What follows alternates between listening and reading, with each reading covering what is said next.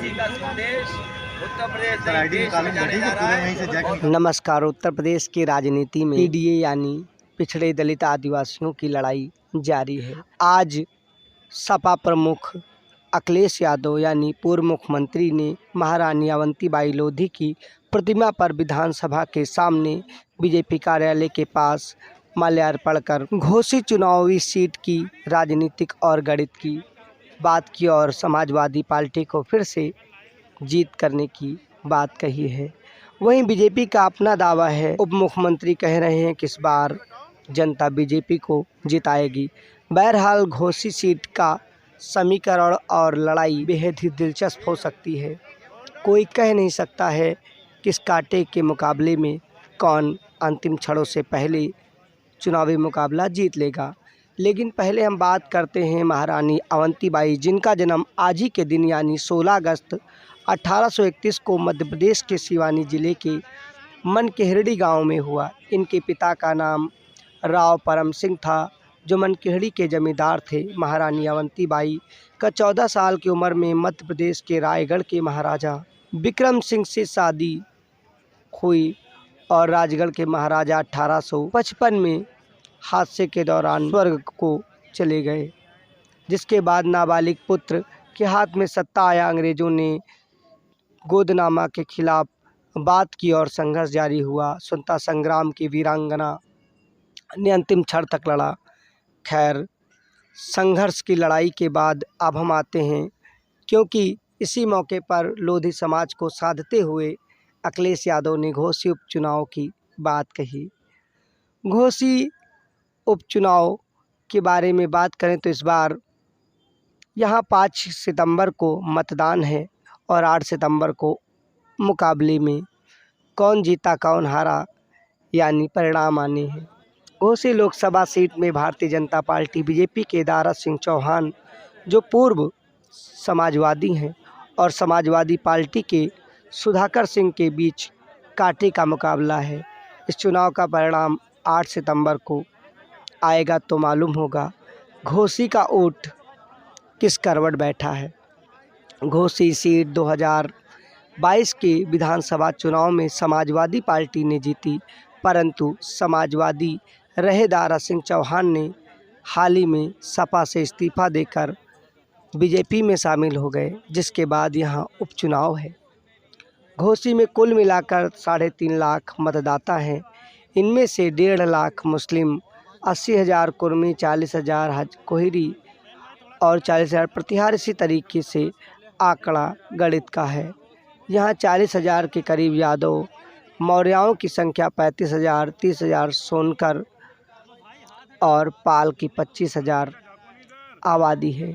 आबादी का गणित किसके झोली में जाता है और कौन किसे हराता है, कौन जिताता है, वो समय की बात है। लेकिन हम इतिहास पर गौर करें तो घोसी सीट साल 1996 में इसका नाम नत्थूपुर था।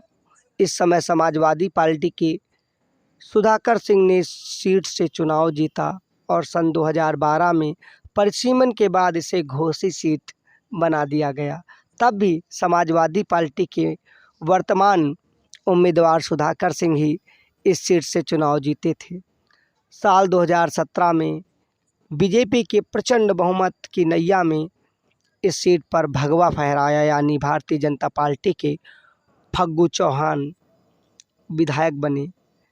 जानते ही होंगे फग्गू चौहान 2019 में बिहार के राज्यपाल बने, जिसके कारण घोसी सीट खाली हो गई और बीजेपी के विजयपाल ने समाजवादी पार्टी के सुधाकर सिंह को इस सीट पर हराकर बीजेपी के दामन यानी झोली में फिर से सीट डाल दी।